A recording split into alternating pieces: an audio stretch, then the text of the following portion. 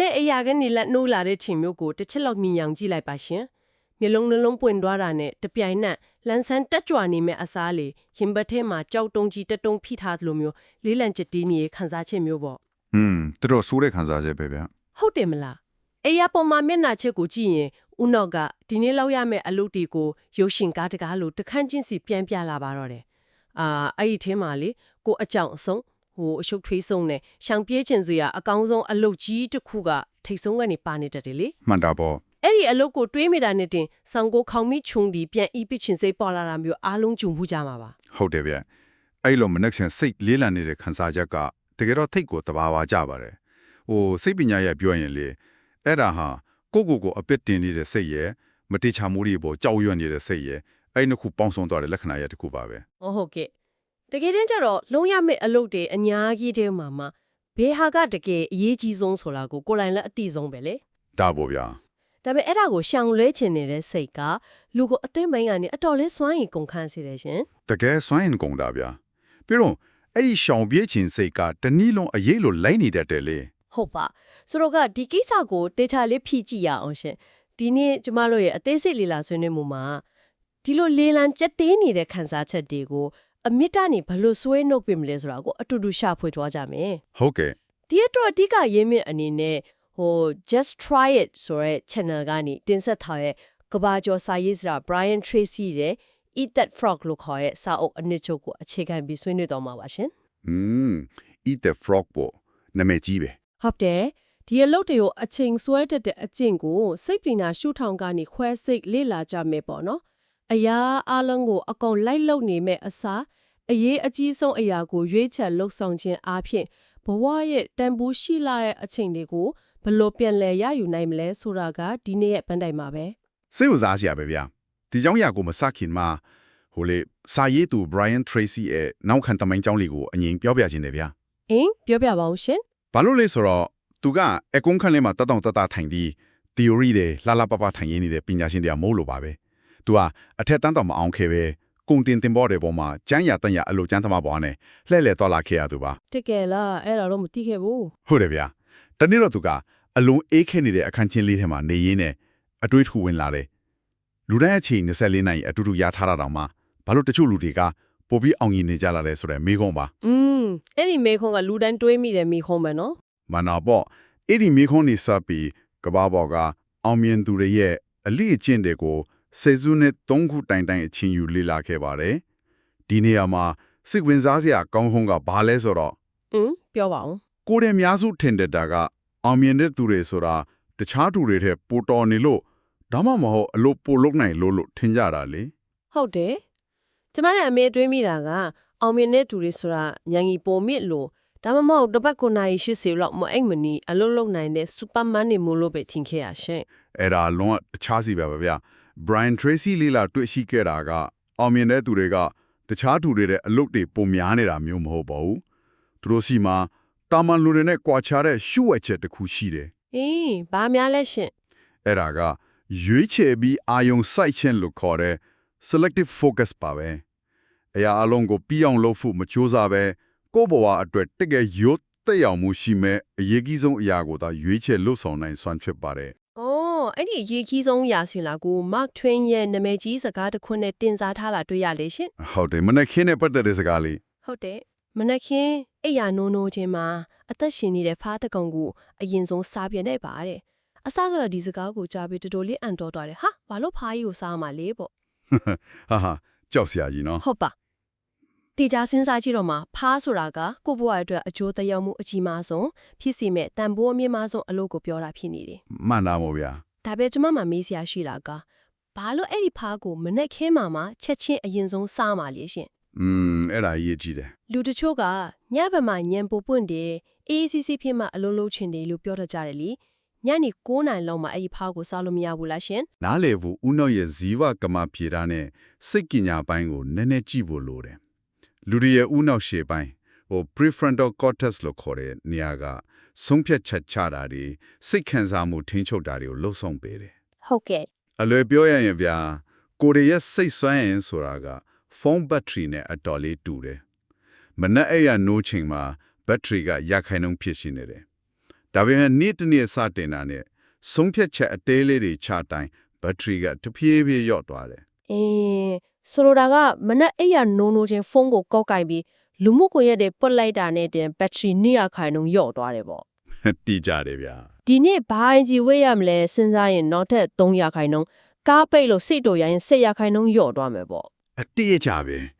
အဲ့ဒီလိုဆုံးဖြတ်ချက်အသေးလေးတွေစိတ်အနှောက်အယှက်လေးတွေစက်တိုက်ကြုံရတာနဲ့တင်နေ့လည်2နာရီလောက်ရောက်ရင်ဘက်ထရီကကုန်မလောက်ထင်နေပါပြီ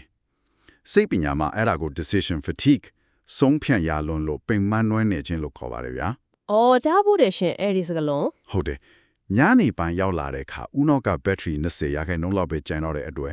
အလိုလျောက်စွန့်ရင်ချွေတာကြီးစနစ်ထဲကိုဝင်လွှာပါတော့တယ်အဲ့ဒီအချိန်ရောက်မှခက်ခဲတဲ့အလုပ်ခက်ခဲတဲ့ဖားကြီးကိုတွားလုပ်ဖို့ကြိုးစားရင်ဦးနောက်ကလုံးဝညှင်းဆန်ပါလိမ့်မယ်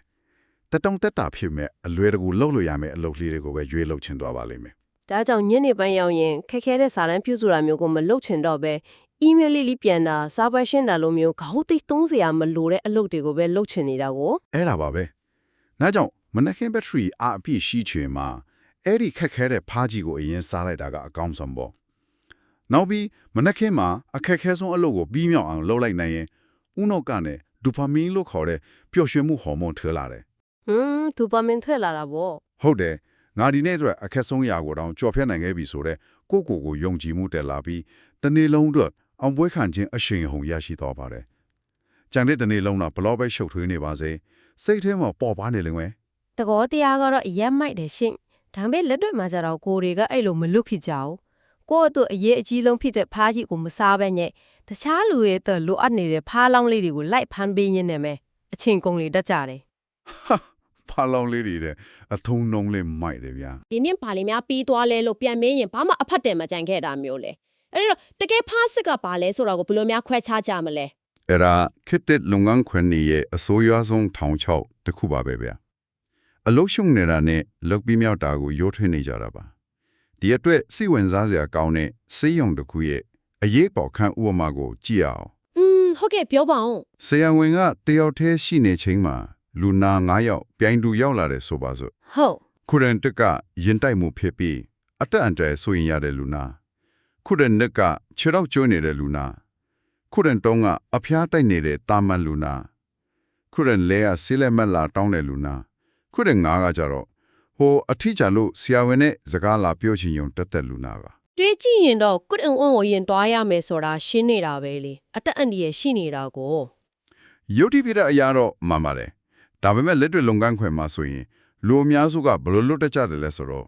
သွေးထွက်တန်ရုပ်ဖြစ်နေပြီးကုသဟိုအလုံးခက်ခဲရှုပ်ထွေးတဲ့ကုရင်1ကိုတွားရမှာကြောက်လို့အလွယ်တကူပြီးတော့မဲ့ကုရင်4ကိုဆေးလက်မှတ်အရင်တွားရေးပေးတာမျိုးလုပ်တတ်ကြတယ် တကယ်လုံးမိတတ်တယ်အဲ့ဒီလိုမျိုး ဟုတ်တယ်လ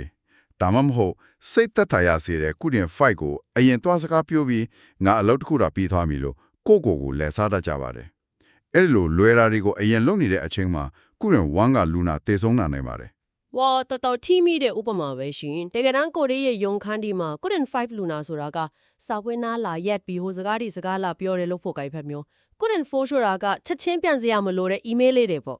မှန်တာဗော အဲ့ဒီလွယ်တာလေးတွေကိုလှုပ်လိုက်ရရင်အလုပ်ပြီးသွားတယ်ဆိုတဲ့ခံစားချက်လေးရကျင်လို့ကျမတို့ကတကယ်ရေရှည်စီမံကိန်းလိုမျိုးအေးကြီးတဲ့ကုရင်အဲကိုလစ်လူရှူထားမိတတ်ကြတာကို အတိအကျပါပဲဗျာဒါကြောင့်မို့အလုပ်တွေကို ABCDE နီးလန်းကိုသုံးပြီးတင်းချက်ခွဲခြားရပါမယ် ဟုတ်ကဲ့ဘလို့ခွဲရမလဲရှင် A ဆိုတာကမလုံးမဖြစ်လို့ရမယ်မလုံးရင်ဆိုးရွားတဲ့အကျိုးဆက်တွေရှိလာနိုင်တယ်တကယ်ဖားစတနည်းအားဖြင့်ကုရင် S လို့နာပါ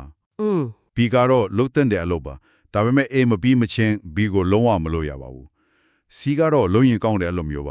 ါလို့စရာမလိုပေမဲ့လုံးနေရင်အလုပ်ရှုံးနေတဲ့အထင်ရတယ်ခုနပြောတဲ့ false productivity အလုပ်တွေပါ အော်ဟုတ်ကဲ့ ဒီကတော့ကိုယ်တိုင်လုပ်ဖို့မလိုပဲတခြားသူကိုလွှဲပေးရမယ်အလုပ်ဖြစ်ပါပဲနောက်ဆုံး E ကတော့လုံးဝဖြတ်ပေးရမယ်အလုပ်ပါပဲဗျာ ဒီနေရာမှာလေစိတ်ဝင်စားစရာတိတ်ကောင်းတဲ့အချက်လေးတစ်ခုကျွန်မဝန်ထောက်ချင်တယ် C နဲ့ D အလုပ်ဒီအကြောင်းပေါ့ ဟုတ်ကဲ့ပြောပါဗျာ theory ရတခြားသူကိုရွှဲလစ်လိုက်ပါလို့ပြောရတာလွယ်ရတဲ့ရှင်ဒါပေမဲ့ယဉ်ကျေးမှုအရာဆိုရင်ကိုရီစီမှာအားနာရချင်းဆိုတဲ့အကျင့်ရှိတယ်တခြားသူကိုအလုပ်လွှဲပေးလိုက်ရင်သူ့ကိုဒုက္ခပေးတယ်လို့ဖြစ်သွားမလားဆိုပြီးအားနာတာ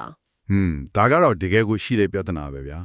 နောက်တစ်ခုကအရာရာကိုပြီးပြည့်စုံခြင်းတဲ့စိတ်ပေါ့ သူ့လုံရင်ငါလုံတလောက်သေးတတ်ပါမလားဆိုပြီးမယုံကြည်တာလေအဲ့ဒီတော့ဒီအလုပ်တွေကိုပါကိုရိုင်းတင်းကျုံလုပ်နေတတ်ကြတာနောက်ပြီးစီအလုပ်တွေကိုပြစ်ထားရင်ရောအထက်လူကြီးကအဖြစ်မတင်ဘူးလားဆိုတဲ့စိုးရင်စိတ်တွေရှိရရှင်အဲ့ဒါလူတိုင်းနီးပါဂျုံရတဲ့စိတ်ပိုင်းဆိုင်ရာအဟံတာတစ်ခုပါပဲဒါပေမဲ့ဒီလိုစဉ်းစားကြည့်ပါဗျာ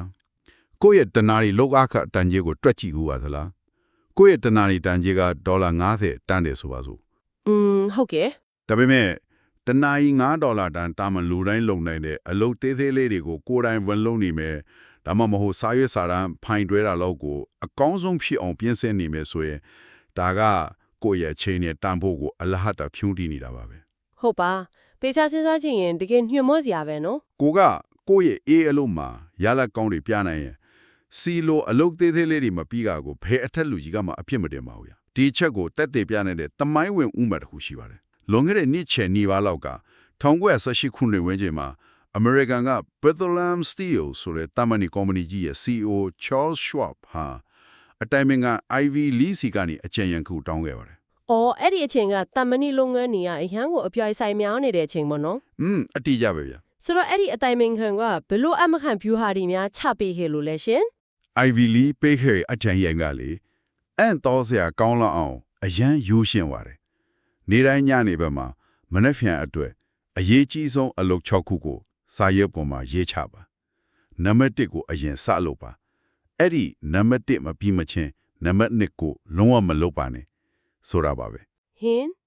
ဒါပဲလားဟုတ်တယ်ဗျာပြီးတော့ Ivy Lee ကပြောသေးတယ်ဒီနီလန်းကို3လတီတီစမ်းသုံးကြည့်ပါပြီးရင်ခမရထိုက်တန်တဲ့ထင်တဲ့ပမာဏကိုကျုပ်စီချက်လက်မှတ်ရေးပေးလိုက်တဲ့3လကြာတော့ရောဘာဖြစ်လာလဲရှင်3လပြည့်တဲ့အခါ Charles Schwab ဟာ Ivy Lee စီကို$25,000တန်ချက်လက်မှတ်တစ်စောင်းပေးပို့ခဲ့ပါတယ်ဟာ$25,000တန်ဟုတ်တယ်ဗျာ1918ခုနှစ်က$25,000ဆိုတာအခုခေတ်တန်ကြီးနဲ့တွက်ရင်$4သိန်းကျော်5သိန်းနီးပါးတန်ကြီးရှိတဲ့အလုံးများပြတဲ့ပမာဏပါဝေါဘာလို့ဒီလောက်ရိုးရှင်းတဲ့အကြံဉာဏ်လေးအတွက်အဲ့ဒီလောက်အများကြီးပေးခဲ့ရတယ်လဲရှင်အကြောင်းကတော့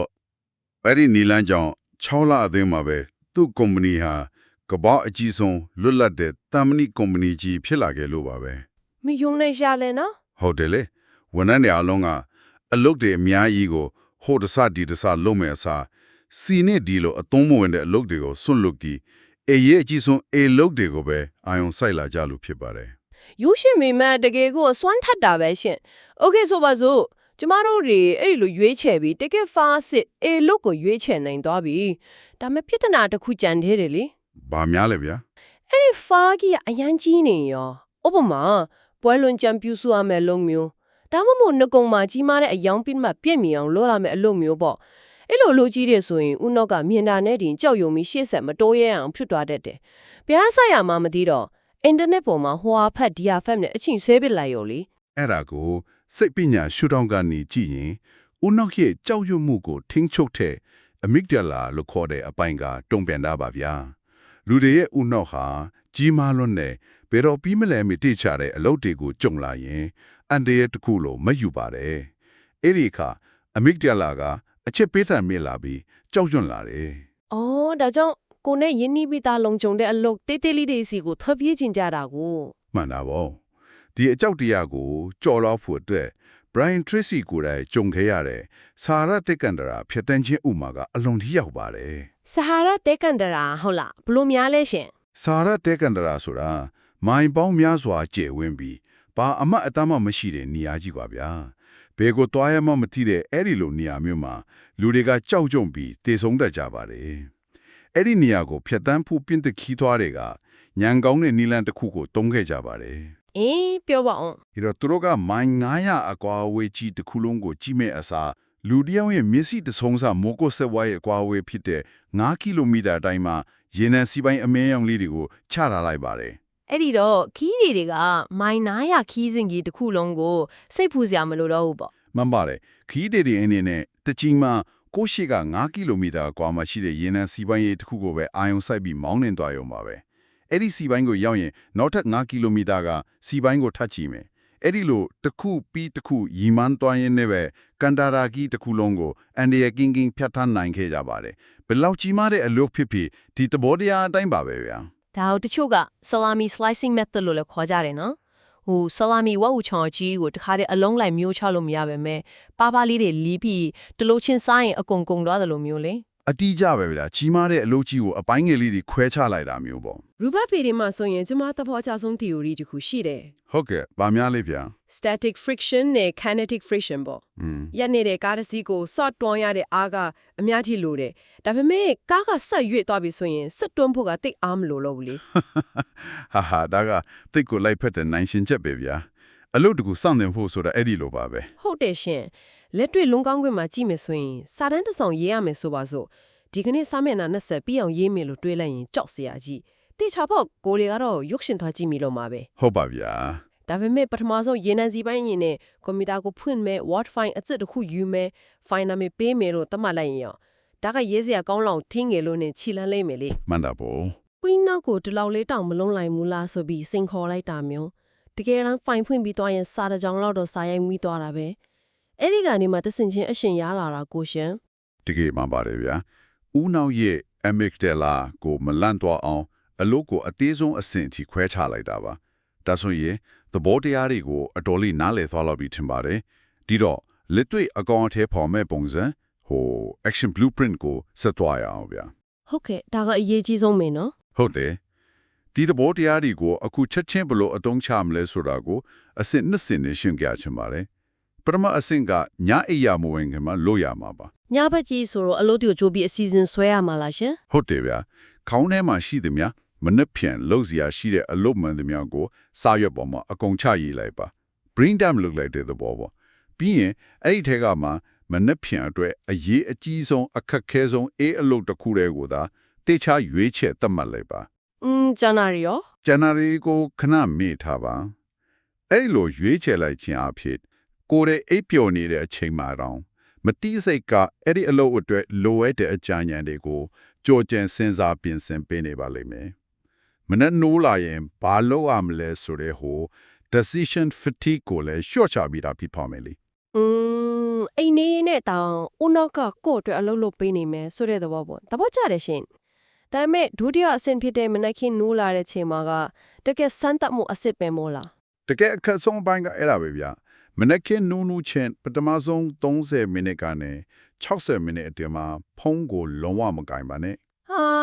တခြားသူတွေရဲ့ကိစ္စတွေတည်င်းတွေ email တွေကိုဦးနောက်ထဲဝင်ခွင့်မပေးပဲမင်းညကရွေးချယ်ထားတဲ့အေးအလောက်ကိုမိနစ်60ကနေ90လောက်အထိအပြည့်ဝအာရုံစိုက်ပြီးလှုပ်ဆောင်ရပါမယ် နေပါဝင်ရှင်ဖုန်းလုံးဝမကင်ရဘူးဆိုတာကနည်းနည်းတော့လက်တွေ့မကြသလိုပဲလူတိုင်းရဲ့အနိုးဆက်ကဖုန်းထဲမှာလေ ဟုတ်တယ် နိုးဆက်ပိတ်ဖို့ဖုန်းကိုကင်လိုက်တာနဲ့ screen ပေါ်မှာ notification တွေကအစီအရိပ်တက်နေတာ Messenger ကစာတွေ email တွေအဲ့ဒါတွေကိုတွေးရနဲ့လိလူရှုထားဖို့ဆိုတာတော်တော်ခက်ခဲတဲ့ကိစ္စရှင် ဒါကြောင့်မို့လို့ဖုန်းကိုအဲ့ရနာမှာမထားပဲအဝေးမှာထားဖို့ဒါမှမဟုတ်တီးတာ no set နိုင်လေးတစ်လုံးဝယ်ထားဖို့အကြံပေးချင်တာပါဗျာဘာလို့လဲဆိုတော့တခြားသူတွေပို့ထားတဲ့ message ဆိုတာတကယ်တော့သူတို့ရဲ့ဦးစားပေးကိစ္စတွေသာဖြစ်ပြီးကိုယ့်ရဲ့ဦးစားပေးကိစ္စမဟုတ်လို့ပါပဲ မှန်တယ်နော် ကိုယ့်ဘဝကိုတခြားသူတွေရဲ့အစီအစဉ်အောက်မှာစီမျောခွင့်မပေးပါနဲ့ဗျာနောက်တစ်ခုသတိပေးချင်တာကလောဘမကြည့်ပါနဲ့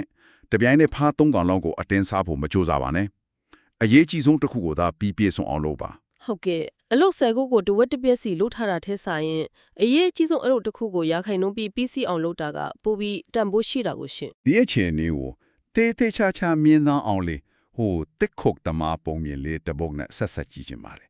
ပိုပြီးကျေပြက်တဲ့ရှုထောင့်ကနေမြင်ရအောင်ပေါ့ဗျာ ဟုတ်ကဲ့ပြောပြပါအောင်ရှင် တော်တဲ့မှာတစ်ခုတ်တမတယောက်ဟာတစ်ပင်တစ်ပင်ကို9နိုင်လောက်ကြာအောင်လှော်တိုင်နေရလို့ချွေးတွေတန်းတွေထွက်ပြီးအတော်ရေးပင်ပန်းနွမ်းနေပါပြီဒါပေမဲ့တစ်ပင်ကမလဲသေးဘူးဗျာ လောတိုက်ရတာပင်မမှာပဲ ခီးသောကြောက်ကဖြတ်သွားရင်းနဲ့ခဏရဲ့လွတ်သွားကအရန်တုံးနေပြီပဲခဏလောက်နားပြီးလွတ်သွားကိုတွေးလိုက်ပါလားလို့အကြံပေးပါတယ်အဲ့ဒီကတစ်ခုတ်တမကဒေါတာတကြီးနဲ့ဘာဖြန့်ပြောတယ်ဆိုတော့ငါတစ်ပင်ခုတ်ရတာအလုပ်အရန်များနေတယ်လှော်ထွားတွေးဖို့အချိန်မရှိဘူးလို့ပြန်ပြောတယ်ဗျာ ဟိုးဒါကတကယ့်ကိုတွေးเสียရပဲရှင်